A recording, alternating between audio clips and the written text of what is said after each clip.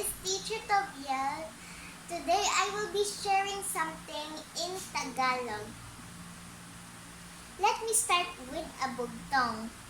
Hindi hayop, hindi bagay, hindi 45 days, hindi nakatali.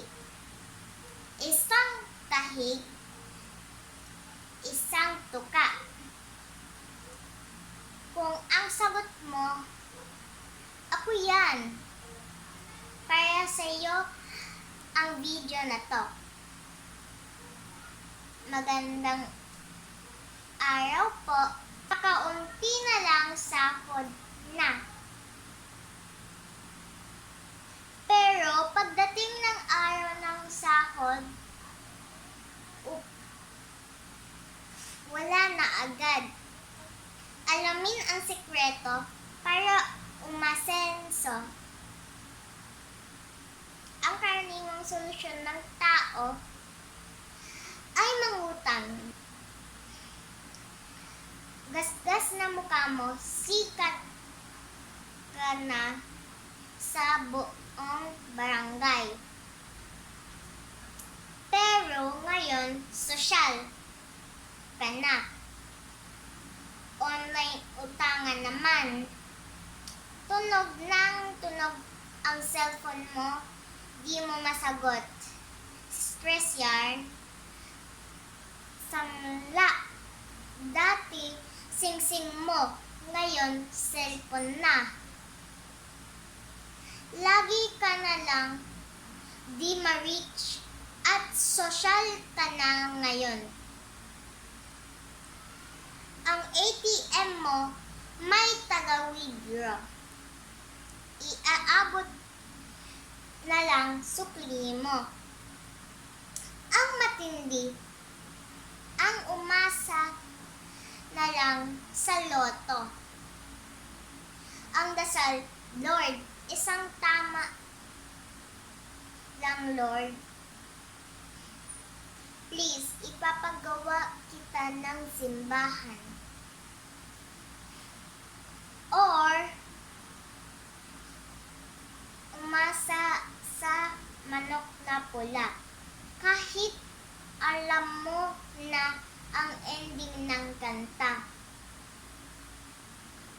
Ang iba mahusay. Hanap sideline. Dati lako paninda. Ngayon online na.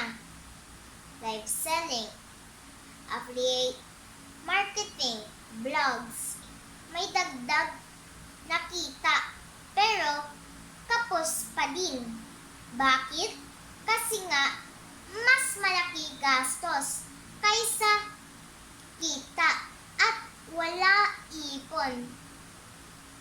Sa isip ng marami ay kulang, sagad na, pero ang totoo, kailangan natin ay magtabi, magsubi, mag-ipon. Sabi nga, di masama maging mahirap. Pero, pag namatay kang mahirap, kasalanan mo yan. Tandaan, ang ipon mo siya, ang pera mo. Masarap madinig ang kwento ng lola ng papa ko. Ay, nakakuha ang mga anak ang halagang 50,000 sa kanyang unan. Paano niya nagawa? Marunong siyang magsubi. Sa susunod na video, himayin pa natin to. Sige nga, mag-comment ka kung magkano pera mo. Para sa karagdagang kaalaman, mag-like, i-share at mag-subscribe. Muli po, ako po si Teacher Tobiel.